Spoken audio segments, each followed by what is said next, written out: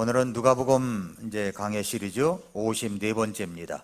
은혜의 기한과 영적 슈퍼 세대의 사명이라고 하는 제목으로 말씀을 같이 나누겠습니다. 우리는 매일 아침 뉴스를 통해서 지난 한 해 또 여러 가지 뉴스를 통해서 희비가 엇갈린 소식을 접했습니다. 어떤 날은 결코 일어날 수 없는 나라의 중대한 일들이 일어났고, 또 멀리 해외에서는 이스라엘이나 우크라이나의 전쟁터에서 들려오는 비보를 듣기도 했습니다. 또 어떤 날은 우리 곁에 이웃이 갑작스러운 사고나 질병으로 세상을 떠났다는 소식을 듣고, 또 일본의 지진이나 또 자연재해 소식을 들을 때 어떤 다른 사람의 사고나 질병으로 고통을 당할 때 때때로 우리는 이럴 때 인간의 본능 속에는 아주 고약하고도 사악한 종교적 본능이 꿈틀거리고 있다는 것입니다. 바로 이것이 뭐냐면 인과응보라고 하는 잣대입니다. 우리는 누군가의 비극을 보면서 무의식 중에 이렇게 생각합니다. 저 사람은 평소에 무슨 죄를 숨겨두었길래 저런 끔찍한 일을 당했을까? 이런 생각을 갖는다는 것이죠. 그리고 이 칼날을 자신에게 돌릴 때에는 아주 관대해집니다. 그리고 이제 나도 저런 일을 당하지 않았으니 저들보다는 좀 더 의롭고 하나님 앞에 점수가 높은가 보다, 이렇게 잣대를 잰다고 하는 겁니다. 오늘 본문에 등장하는 이들도 그랬습니다. 그들은 예수님께 달려와서 충격적인 이야기를 합니다. 빌라도가 갈릴리 사람들을 학살해서 그들의 피를 짐승의 희생물에 섞었다는 소식입니다. 이 보고를 하는 이들의 눈빛에는 갈릴리 사람들의 죄에 대한 정죄와 그리고 자신들의 안전에 대한 영적 우월감이 교차되고 있었다는 것입니다. 그러나 여러분, 오늘 우리 주님의 대답을 한번 여러분 들어보십시오. 예수님은 그들의 어떤 분석적인 질문에 단 한마디로 쐐기를 박으십니다. 뭐라고 말씀하십니까? 아니라 하십니다. 아니라. 비극은 죄의 크기를 측정하는 저울이 아니라는 것입니다. 비극은 타인의 과거를 캐라고 주신 정보가 아니라 살아남은 자들의 미래를 준비하라고 주신 하나님의 경고 사이렌이라고 하는 겁니다.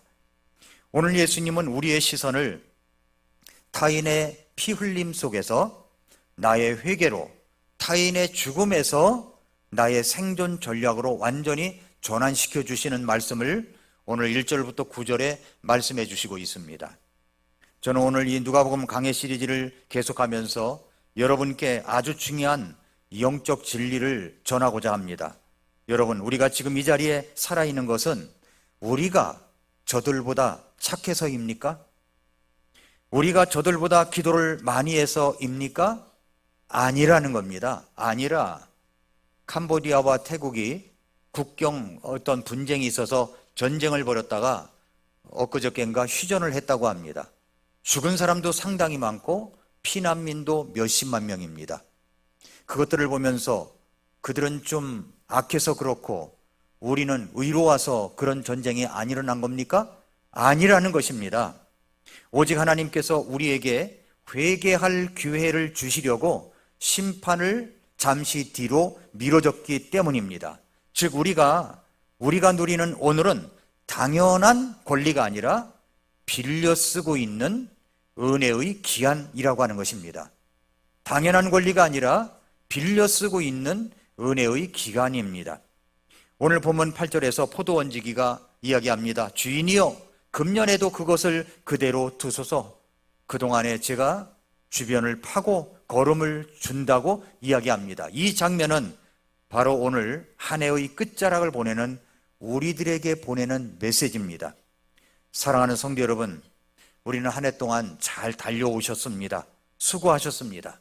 여러분을 볼 때마다 저는 정말 감사가 있습니다. 오늘 찬양을 드리는 모습을 보고 여러분 한 분 한 분 얼굴을 볼 때마다 감사함이 넘쳐납니다. 그런데 하나님께서 오늘 우리를 여기까지 오게 하신 축복이 있습니다. 그리고 하나님의 뜻이면 우리는 내년도 다음 해를 맞이하게 될 것입니다. 그런데 우리는 이 설교를 통해서 우리는 깨달아야 됩니다. 저는 오늘 이 메시지를 통해서 기성세대와 다음 세대의 모습과 역할에 대해서 오늘 본문이 우리에게 말씀해 주시고 있는 바를 나눌 것입니다. 그래서 하나님이 우리에게 주신 이 유예된 기간 동안 우리 기성세대는 무엇을 해야 하며 우리에게 주신 이 본문의 말씀을 통해서 다음 세대에게 이 험악한 세상에서 영적으로 살아남을 수 있도록 한 예를 들어서 말씀을 드리려고 합니다. 그것은 미국 북부에서 멕시코까지 5,000km를 이동하는, 날아가는 나비의 이야기를 여러분에게 들려드릴 것입니다. 우리 자신의 안락을 미루고 영적 지방을 축적하여 영적 기지를 만들어주는 영적 슈퍼 세대가 되어야 된다 하는 것을 여러분들에게 전하려고 합니다. 지금부터 선포되는 이 말씀은 예수님께서 말씀하신 내용입니다. 남의 죄를 판단하는 우리의 교만한 눈을 씻어내고 나의 회개와 그리고 다음 세대의 생존을 향한 거룩한 결단으로 이어지기를 바라시는 주님의 뜻이 있습니다. 첫째로, 재난은 타인을 판단하는 잣대가 아니라 나의 회개를 촉구하는 경고등입니다. 오늘 누가복음 13장 1절부터 5절을 한번 보시기 바랍니다. 그때 거기 있던 몇 사람이 빌라도가 어떤 갈릴리 사람들의 피를 그들의 희생물에 섞은 것을 그분께 고하매. 자, 빌라도가 얼마나 악독한 사람인지 몰라요. 어떤 일이 벌어졌어요?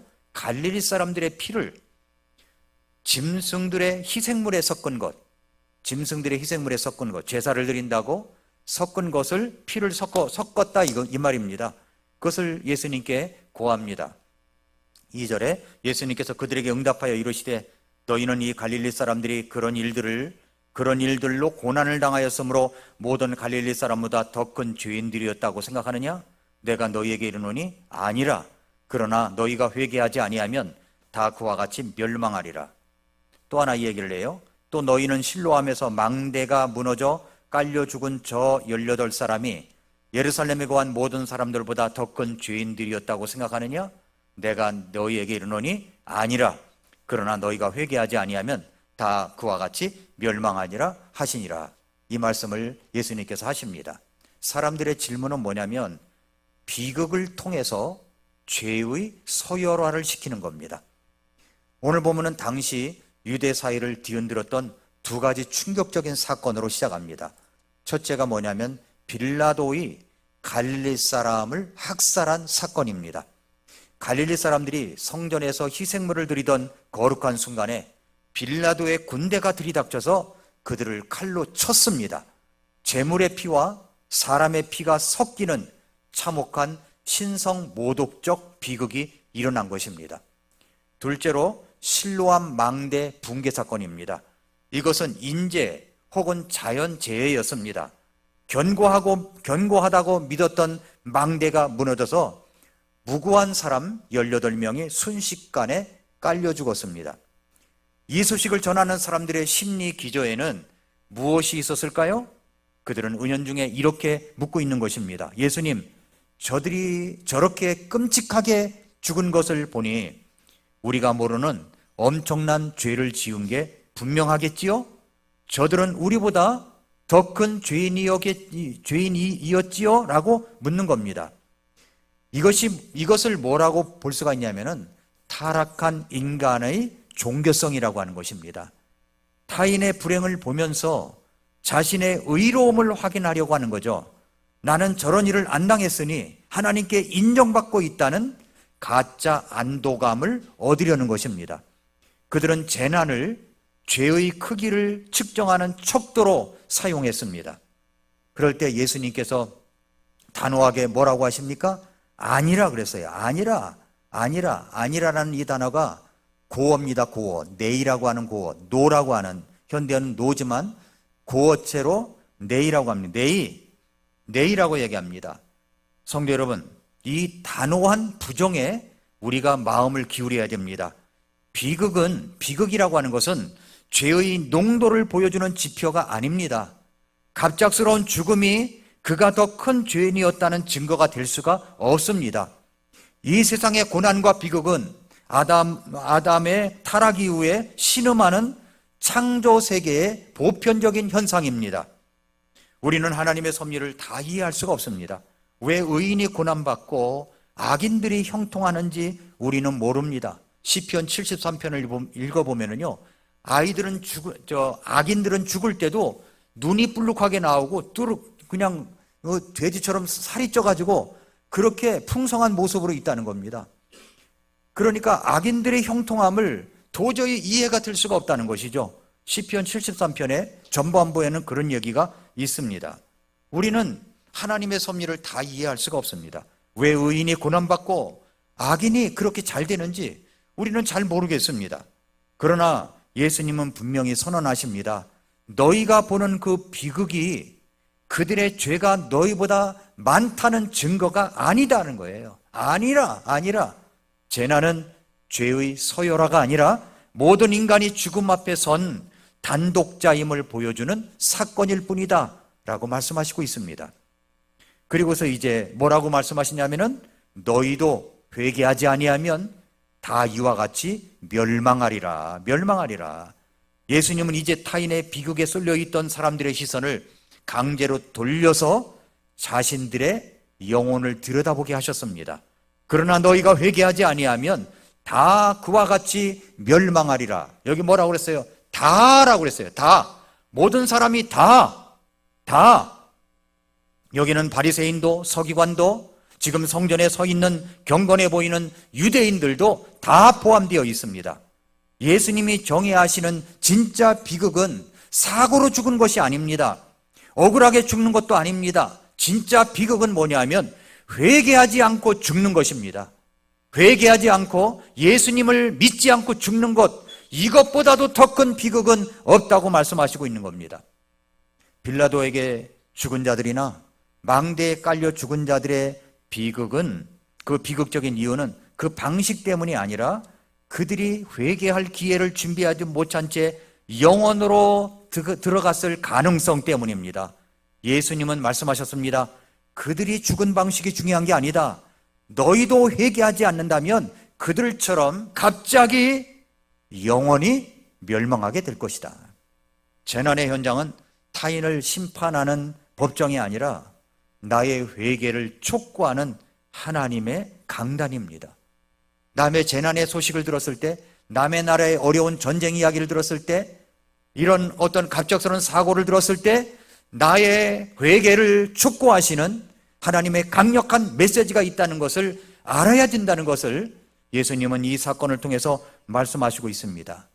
사랑하는 성도 여러분, 오늘날 우리가 접하는 수많은 재난의 뉴스를 어떻게 보고 계십니까? 오늘 아침에 뉴스 보니까 일본에서는 60몇 종 추돌 사고가 일어났대요. 그러니까 이 눈이 와가지고 길 위에 미끄러졌는데 그냥 저 뒤에 차가 박아서 60몇 대가 이렇게 충돌했다는 것입니다. 저도 이게 길이 미끄러울 때 얼마나 위험한가를 알아요. 왜냐하면 저도 올림픽도로에서 그런 경험이 있습니다. 올림픽도로 여기 암사동 이쪽이 있는 부분에 약간 내려간 부분이 있어요. 내려간 부분이. 그런데 눈이 와가지고 약간 미끄러웠어요. 근데 저 앞에 차가 서 있는 거예요.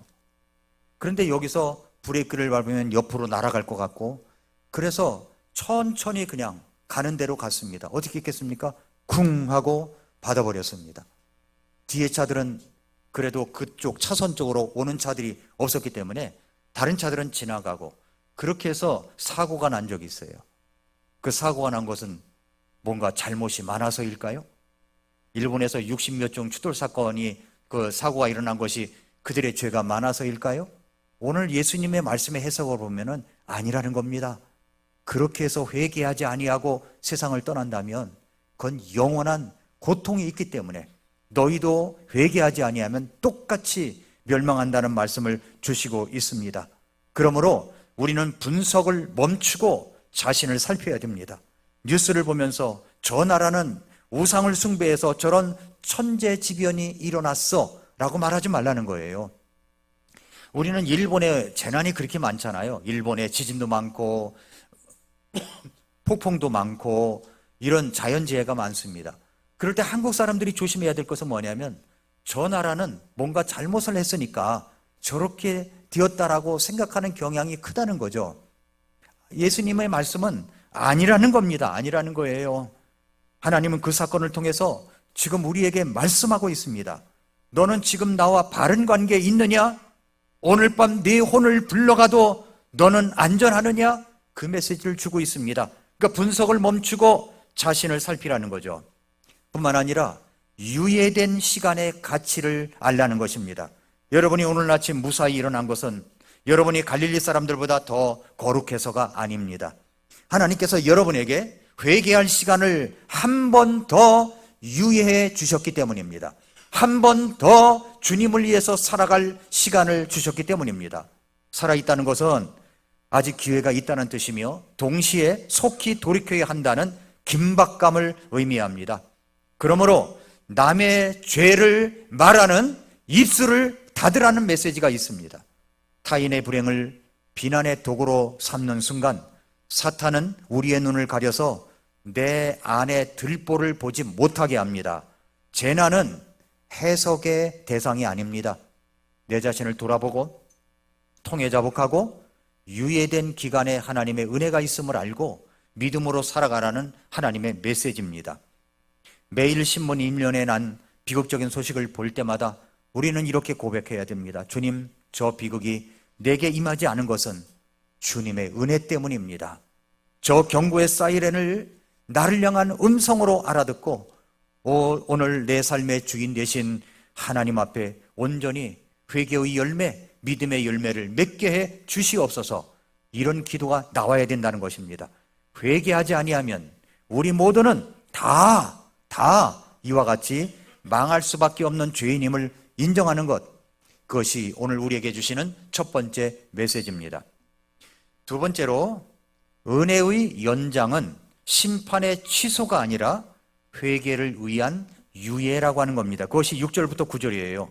그분께서 또한 이 비유를 말씀하시되 어떤 사람에게 자기 포도원에 심은 무화과나무 한 그루가 있었는데 그가 와서 그것의 열매를 구하였으나 하나도 찾지 못하였으므로 그때 그가 자기 포도원 지기에게 이르기를 보라, 내가 이 3년 동안 와서 이 무화과나무에서 열매를 구하되 하나도 찾지 못하니 그것을 베어버리라.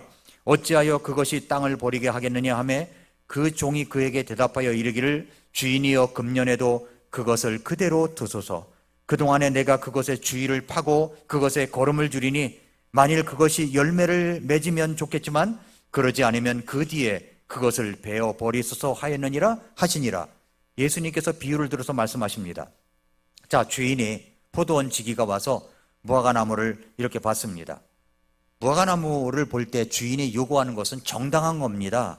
열매 없는 신앙은 땅을 버리고 있다는 것이죠. 예수님은 재난의 경고에 이어서 한 비유를 드신 겁니다. 포도원에 심긴 무화과나무 비유입니다. 여기서 우리는 주인의 정당한 권리를 볼 수 있어야 됩니다. 주인은 나무를 심었고 3년이라는 충분한 시간을 기다렸습니다. 13장 7절을 보면은 내가 이 3년 동안 와서 이 무화과나무에서 열매를 구하되 하나도 찾지 못하니 그것을 베어 버리라. 성도 여러분, 우리의 바른 믿음은 하나님의 공의를 인정하는 것입니다. 주인은 나무에게 불가능한 것을 요구하지 않았습니다. 무화과나무라면 당연히 맺어야 할 열매를 요구했습니다. 3년은 나무가 결실하기에 부족함이 없는 기간입니다. 이 무화과나무는 1차적으로 이스라엘과 그리고 그들의 종교 지도자들을 상징합니다. 하나님은 구약의 오랜 시간 동안 그리고 침례 요한과 예수 그리스도의 사역을 통해서 그들에게 회개하라, 하나님의 왕국이 가까이 왔다고 회개의 열매를 요구하셨습니다. 그러나 그들은 잎사귀만 무성할 뿐 열매가 없었습니다. 주님은 단호하게 말씀하십니다. 어찌하여 그것이 땅을 버리게 하겠느냐.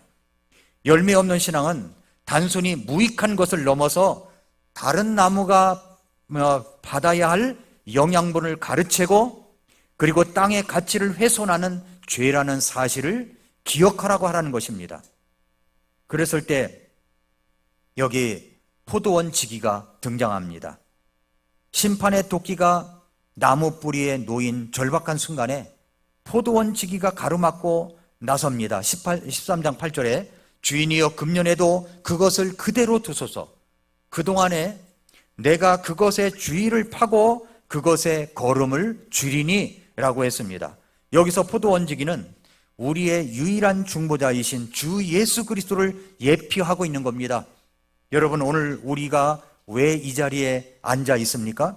우리가 저 갈릴리 사람보다 깨끗해서입니까? 우리가 저 실로암 사람들보다도 도덕적으로 우월해서입니까? 예수님이 말씀하셨죠? 아니라 오직 우리의 포도원지기 대신 예수님께서 아버지 하나님 앞에서 우리를 위해서 중보하고 계시기 때문입니다. 아버지, 금년에도 그대로 두소서. 제가 한 번 더 이 영혼의 마음밭을 말씀으로 파헤치고 은혜의 기름을 주겠습니다. 한 번 더 기회를 주시옵소서. 우리 주님께서 중보 기도를 해주셔서 우리가 금년에도 여기까지 왔고 한 해 더 유예될 수가 있었던 것입니다. 여러분이 누리는 건강, 여러분이 누리는 재물, 여러분의 생명은 당연한 소유가 아닙니다.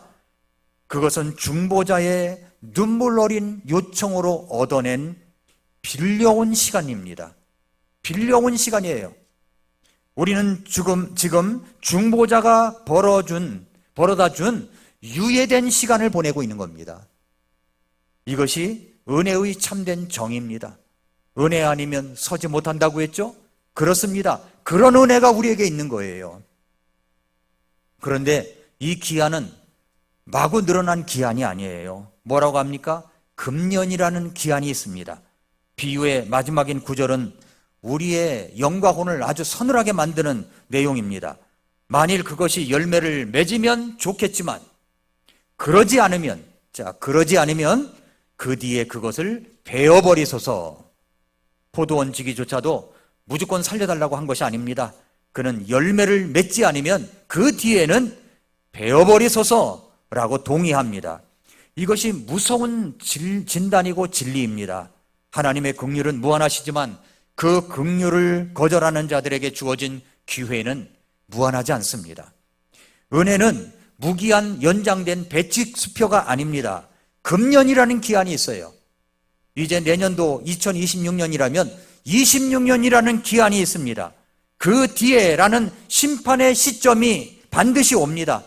많은 이들이 내일 회개하겠다, 다음에 잘 맺겠다, 내가 고등학교를 졸업하면 되겠다, 시험이 끝나면 내가 믿겠다, 이런 것들은 아니라는 거예요. 성경은 내일을 약속한 적이 없습니다. 오직 오늘만을 말씀합니다. 오늘. 심판은 취소된 것이 아닙니다. 단지 한 해 더 연기되었을 뿐입니다. 이 연기는 우리를 방종하게 만들려고 하는 것이 아니라 더 늦기 전에 주의를 파고 걸음을 주는 주님의 손길에 반응해서 회개의 열매를 맺게 하려는 하나님의 은혜입니다. 하나님의 마지막 배려예요. 사랑하는 성도 여러분, 우리의 신앙은 혹시 지금 땅만 버리고 있었던 것은 아닙니까?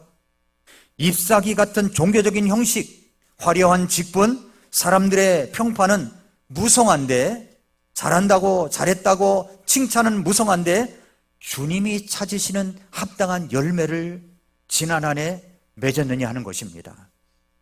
오늘 주님은 여러분의 마음 주의를 말씀의 사보로 지금 파헤치고 계시는 겁니다.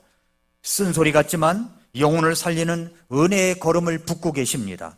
이 걸음을 거절하지 마십시오. 이 마지막에 금년 2026년을 허락하신다면 이 한 해를 놓치지 마시기를 바랍니다. 그 뒤에 도끼가 휘둘리기 전에 지금 중보자의 은혜 앞에 엎드려 열매 맺는 삶으로 돌아가야 된다는 메시지를 오늘 우리 주님께서는 주시고 있습니다. 마지막으로 세 번째입니다. 마지막 세 번째는 연기된 시간 동안 기성세대는 무엇을 해야 되느냐? 기성세대는 다음 세대를 위한 영적 슈퍼세대가 되어야 된다는 것을 말씀하고 있습니다. 그것이 이제 8절 9절입니다.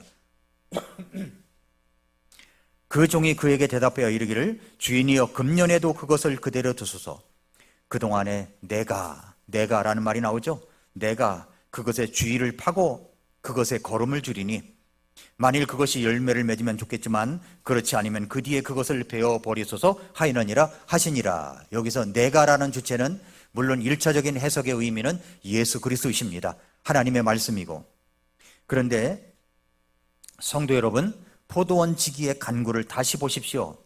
그는 단순히 시간만 벌어달라고 하지 않습니다. 그동안에 뭐 한다고요? 내가 그것의 주의를 파고 그것에 걸음을 주겠다고 이야기를 합니다. 이것은 죽어가는 나무를 살리기 위한 처절한 전략적 투자이자 희생입니다.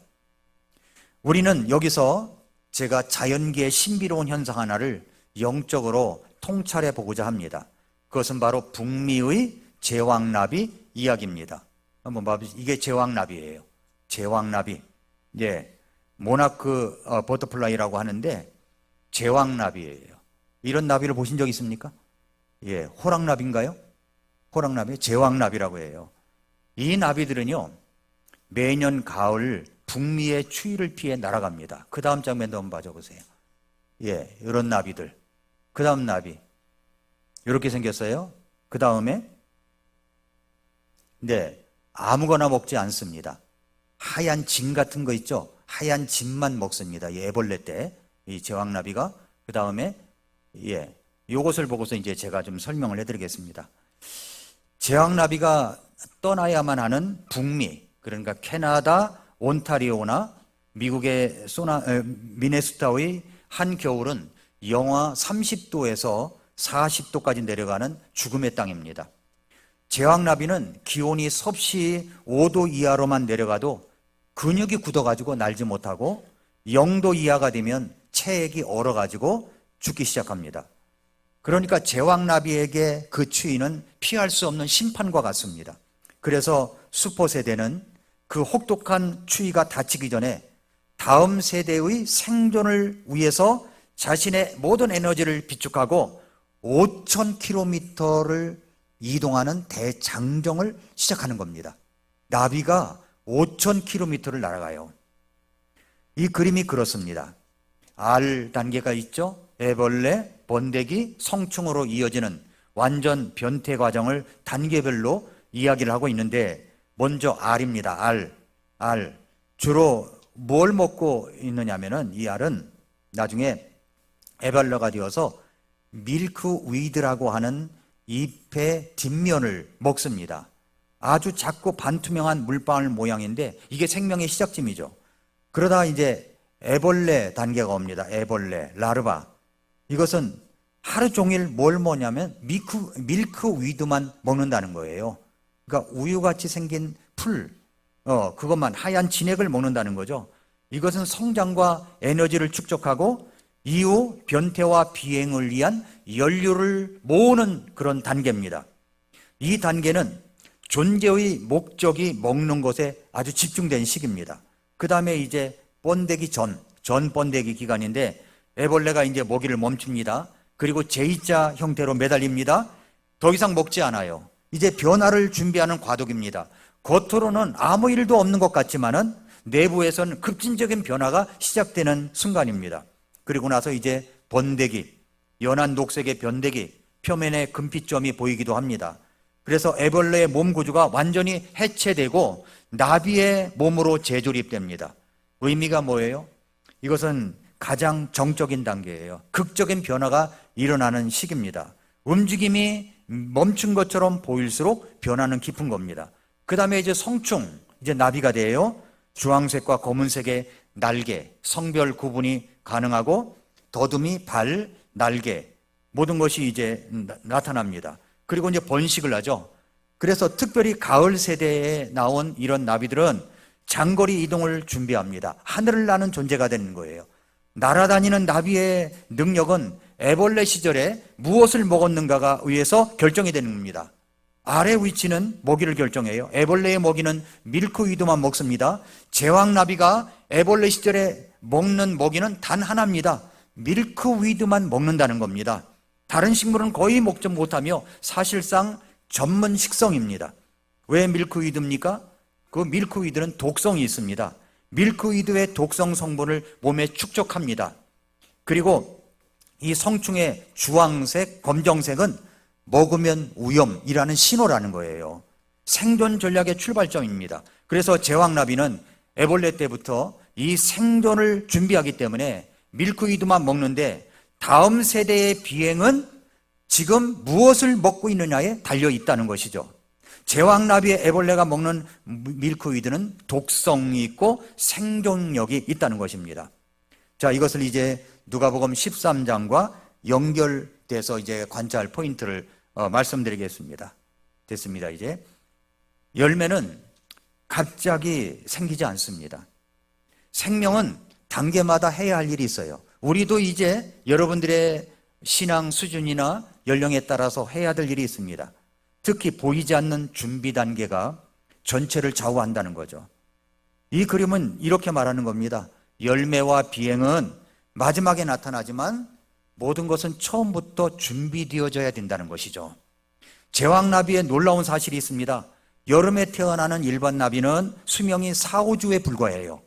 그런데 이 대이동을 전담하는 세대는 무려 8개월에서 9개월을 산다는 것입니다. 학자들은 이들을 슈퍼세대라고 부릅니다. 이 슈퍼세대는 태어나자마자 아주 특별한 선택을 하는 거죠. 그들은 자신의 번식, 당장의 즐거움과 종족 번식이라는 본능적인 욕구를 뒤로 미룹니다. 대신 그 에너지를 몸속에 지방 에너지로 축적을 합니다. 왜 그렇습니까? 5,000km라고 하는 이 장거리 비행과 혹독한 겨울을 버텨내어서 기어코 다음 세대에게 생존의 터전을 물려주기 위해서입니다. 오늘 본문의 포도 원지기가 나무 주위를 파고 거름을 주겠다고 하기는 그것은 이 슈퍼세대의 전력과 똑같은 것입니다. 자신의 편안함을 포기하고 오직 열매와 생존을 위해 모든 자원을 집중하는 것입니다. 이제 여러분, 이것을 우리 교회의 현실로 한번 가져와 보겠습니다. 우리는 지난 세월 동안 정말 세입자 생활을 하며 불확실한 여정을 계속 걸어왔습니다. 그럼에도 불구하고 우리는 몽골 선교라고 하는 큰 프로젝트를 이루었습니다. 어떤 분은 이렇게 생각할지 몰라요. 지금까지 우리 교회가 뭐 했느냐? 뭘 했습니다. 아무것도 안 한 것이 아니에요. 여러분이 사는 수준을 보고 어떤 사람이 여러분에게 지금까지 당신은 뭐 했습니까? 라고 묻는다면 그건 큰 상처가 될 것입니다. 우리는 하나님이 주신 그런 사명에 따라서 지금까지 우리가 해야 될 일을 하고 있었던 것입니다. 몽골 선교는 가벼운 선교가 아니었습니다. 1월 둘째 주일날 모든 우리 몽골의 선교사님들이 다 한국에 나오기 때문에 둘째 주일날을 세계 선교 주일, 몽골 선교사 주일로 정해가지고 우리가 함께 모이게 될 것입니다. 여러분, 그분들이 나중에 할 간증을 한번 들어보십시오. 아무것도 안 한 것이 아니에요. 우리는 우리에게 주어진 사명을 최선을 다해서 한 것입니다. 지금까지 한 것이 뭐냐? 이렇게 말하면 안 된다는 것이죠. 그런데 지금 현실은 우리가 교회당을 이전해야 합니다. 앞으로 우리는 기도할 큰 제목은 내 땅과 내 빌딩을 갖고자 하는 간절한 바람과 절박한 상황 속에서 아주 중대한 결단과 행동을 이어가고 있습니다. 성도 여러분, 우리 기성세대는 이제 우리 교회의 영적 슈퍼세대가 되어야 한다고 저는 믿습니다. 우리 교회가 앞으로 우리 건물을 마련하자는 이 슬로건은 단순히 우리가 어떤 부동산을 차지하자는 세속적인 야망이 아닙니다. 이것은 제왕나비 슈퍼세대가 번식을 미루고 지방을 축적했듯이 우리 기성세대가 당장의 안락과 소비를 잠시 미루고 다음 세대를 위한 영적 에너지를 축적하는 일이라고 저는 믿습니다. 우리가 옮겨갈 곳은 그럼에도 불구하고 다음 세대가 바른 성경, 바른 복음, 바른 진리를 배울 수 있는 그런 영적 도약대이자 영적 기지가 될 것이라고 믿습니다. 그뿐만 아니라 우리는 앞으로 믿음으로 3년 안에 내 건물과 예배당을 가는 자는 목표를 세우고 나아갑니다. 그렇게 믿음으로 진행하는 동안에 우리는 포도원지기가 준 주위를 파고 거름을 주고 그래서 그 걸음이 나무 뿌리를 견고하게 하듯이 우리가 드리는 헌신과 희생은 다음 세대가 세상의 거센 풍랑 속에서도 길을 잃지 않게 하는 영적인 영양분이 될 것이라고 믿습니다. 우리가 건물을 준비하기 위해서 다시 옮겨가면서 도약할 날을 기다리면서 주님께서 우리에게 분부하신 명령과 사명을 감당해야 합니다. 그럼에도 불구하고 우리는 우리의 자녀들이 5,000km의 험난한 인생 비행을 할 때 잠시 내려와 쉴 수 있는 멕시코의 따뜻한 숲을 미리 준비하는 것과 똑같다는 이야기입니다. 제왕나비 수포세대가 한 번도 가보지 않은 5,000km 밖의 고향을 정확히 찾아갈 수 있는 비결은 몸에 새겨진 생존 루틴 때문입니다. 경영학자들은 이것을 조직적 루틴이라고 부르고 구성원이 바뀌어도 살아남는 조직의 특징이라고 이야기를 합니다. 포도원 지기가 나무 주위를 파고 거름을 주는 행위는 일회성 이벤트가 아니라 나무를 살리는 루틴의 시작입니다. 우리 기성세대가 삶으로 보여주는 기도의 루틴, 킹제임스 성경을 사랑하고 묵상하는 루틴, 의인은 믿음으로 살아가는 것이므로 믿음은 들음에서 나기 때문에 하나님의 말씀을 매일 듣고 또 엎드려 기도함으로 매일 나아가는 그것이 루틴이 되어서 하나님 앞에 구별되며 드리는 헌신의 루틴이 우리가 가 있는 곳마다 또 앞으로 우리에게 주신 건물의 기초성마다 새겨질 것이라고 믿습니다. 우리가 이 세상을 떠난 후에도 우리의 자녀들이 우리가 마련할 그 건물의 복도를 걸으면서 우리 부모님들이 이럴 때 어떻게 기도하셨지? 우리 믿음의 선배들이 이 건물을 지을 때 어떤 마음으로 헌신했지? 라고 떠올릴 수 있다면 그것이 조직적 루틴이 그들을 하나님의 품으로 주님 오실 그날까지 믿음의 견고한 영적 세대를 만들어 갈 것이라고 믿습니다. 포도원 지기는 금년에도 그대로 두소서라고 간구하며 삽을 들었습니다. 사랑하는 성도 여러분, 지금 우리가 삽을 들 때입니다. 우리 자신의 단기적인 만족을 위해서 에너지를 낭비할 시간이 없습니다. 우리는 다음 세대의 영적 생존을 책임질 영적 슈퍼 세대로 부름받았습니다. 우리의 희생은 헛되지 않을 것입니다. 우리가 축적한 영적 지방과 우리가 설계한 영적 루틴이 3년 후 그리고 30년 후에 우리 자녀들이 맺을 풍성한 열매의 밑거름이 될 것이라고 저는 확신합니다. 이 유예된 시간을 헛되이 보내지 말고 다음 세대를 위한 영적 기지를 구축하는 일에 우리의 온 마음을 쏟아야 될 것입니다. 그것이 주님이 우리에게 한 해 더, 금년에도 한 해 더를 허락하신 진정한 목적이라고 믿습니다. 성도 여러분, 이제 우리는 2025년의 마지막 주일 예배를 드리고 있습니다. 우리 앞에는 중보자의 간구로 허락된 새해라고 하는 은혜의 시간이 놓여 있습니다. 캐나다 온타리오와 미국의 미네소타에 곧 닥쳐올 섭씨 영하 30도, 40도의 죽음의 추위를 피해서 다음 세대를 향해 남쪽으로 날아오르는 이 제왕나비 슈퍼세대처럼 우리도 심판의 때가 오기 전 영적 생존을 위한 결단의 기도를 드려야 됩니다. 오늘 주신 말씀을 붙들고 세 가지 결단의 기도를 우리 주님 앞에 드렸으면 좋겠습니다. 첫째는 타인을 정죄하던 눈을 좀 씻어버리고 나 자신에게 회개의 열매를 맺는 한 해가 되게 해달라고 기도하시기를 바랍니다.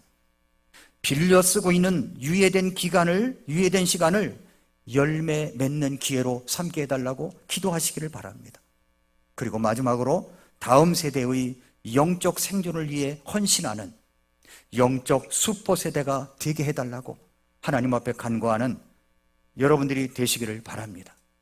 성도 여러분, 하나님이 우리에게 한 해 더를 허락하신 이유는 단순히 우리를 편하게 살게 하시기 위함이 아닙니다. 2026년도를 더 허락하신다면 우리는 단순히 편안함이 아니라 좀 불편하지만 그럼에도 불구하고 다시 시작하는 마음으로 우리는 땅을 파고 걸음을 주는 해가 되어야 될 줄로 믿습니다. 여러분의 개인 인생 시계 속에서도 마찬가지입니다. 우리는 혹독한 심판의 때가 오기 전에 끝까지 살아남아 열매 맺는 존재가 되라고 주신 마지막 기회라고 믿습니다. 이 결단의 기도가 한 해를 마무리하고 2026년 새해 우리 삶의 실제적인 열매로 이어지기를 주 예수 그리스도의 이름으로 축복합니다. 기도하겠습니다.